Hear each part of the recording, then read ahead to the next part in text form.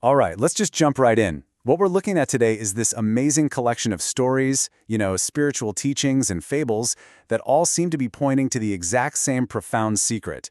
The source material puts it perfectly, saying, signposts are all around us. Do we have the eyes to see? So, yeah, let's see if we can find them together. And that, right there, is really the core question we're exploring. For some reason, and the source material says it's been like this for thousands of years, it feels like we've all got these blinders on. We're constantly searching, right?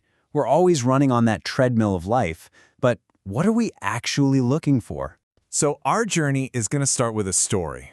It's a really great fable about a jeweler and the greatest thief in the entire land. Picture this, two men walking down the same road for 5 whole days, but they have completely different things on their minds. See, the thief knows for a fact that the jeweler is carrying this priceless gem. So every single night when they stop at an inn to rest, he goes to work. He searches the room top to bottom, looks absolutely everywhere he can think of. I mean, he's supposed to be the best thief in the land, right? But day after day, nothing. He finds absolutely nothing. The journey finally comes to an end, and the thief, he's just completely baffled. He gives up. He actually confesses everything to the jeweler, admitting how frustrated and defeated he is. He's just desperate to know, where was the jeweler hidden? And this is where the thief's search becomes a mirror for our own, isn't it? We look everywhere outside of ourselves for happiness, for purpose, for that one precious jewel. And we often just end up feeling completely frustrated. Now, hold that thought because we will get back to the jeweler's answer. But first, we need to figure out why this search out there in the world is so often, well, doomed from the start. Which brings us right here. Why is it so incredibly hard to see what's right in front of our own eyes? The source material gives us this brilliant story to explain just how limited our perspective really is. It's the story of a frog who's lived his entire life at the bottom of a well. That's it. For him, the well is the entire universe. He's absolutely convinced that the water in his little well is the biggest, most incredible body of water in the whole world. He literally can't imagine anything bigger. And this just perfectly illustrates our situation.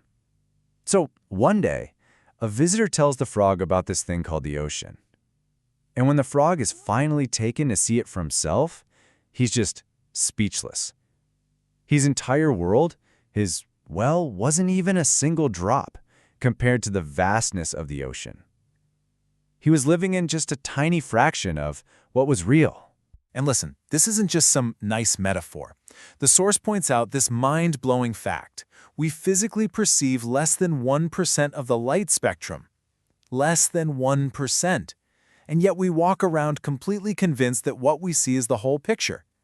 In a very real way, we're all frogs in a well. So, what is it that builds the walls of that well?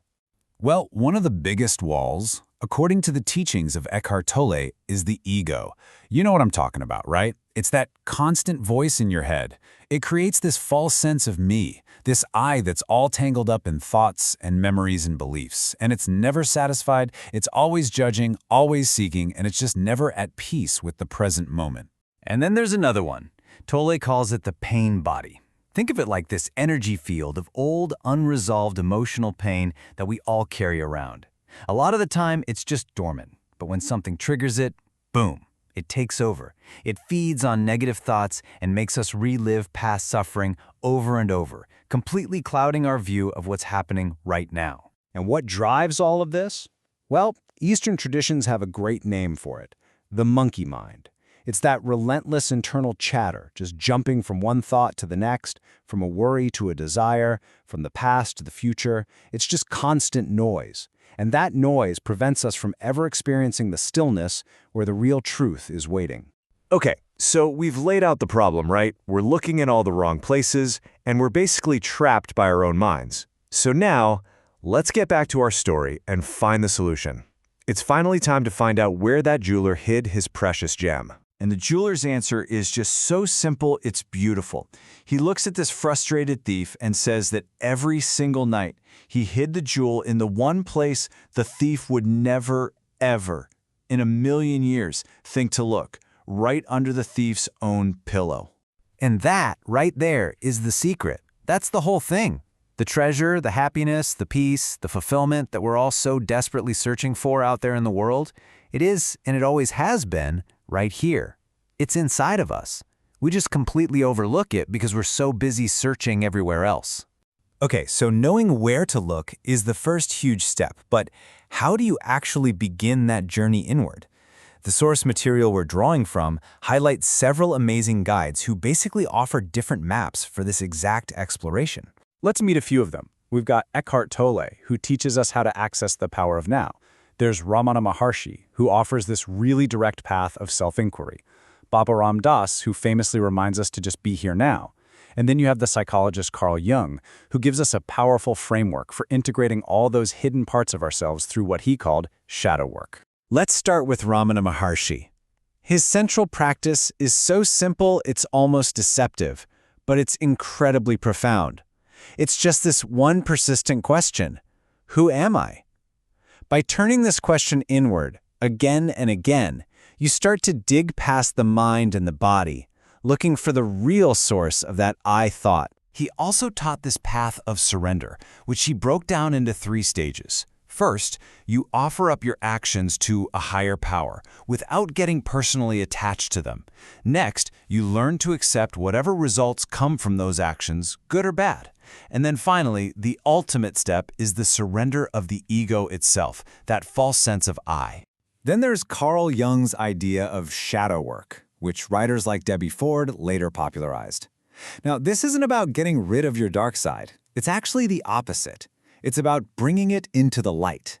It's the process of looking at and accepting all the parts of ourselves we deny or push down so that we can finally become truly whole. And from Eckhart Tolle, we get this beautifully simple, practical piece of advice. This one little practice is an incredibly powerful way to deal with that noisy monkey mind. Just don't take your thoughts so seriously. When you do that, you stop identifying with them. You start to see them as just passing clouds, and that space between the thoughts, a real stillness, can finally emerge. So where does that leave us? What do we do with all this? How do we take all these incredible ideas and bring them together into something that actually means something for our own lives? I absolutely love this quote from Ram Dass. It just perfectly captures the whole spirit of this inner journey. It reminds us that, yeah, the path is deeply personal, but the struggle and the destination, that's something we all share. It's really a call for compassion, for ourselves and for everyone else, as we all try to navigate this thing together. And that brings us to our final thought, a really powerful statement from the source material. This whole thing, it isn't just a journey you take for yourself. Your own awakening, your discovery of that hidden jewel inside, that is your unique and necessary piece of the puzzle. It's your contribution to the whole. So I guess the only question left is, are you ready to stop searching the room and finally look under your own pillow?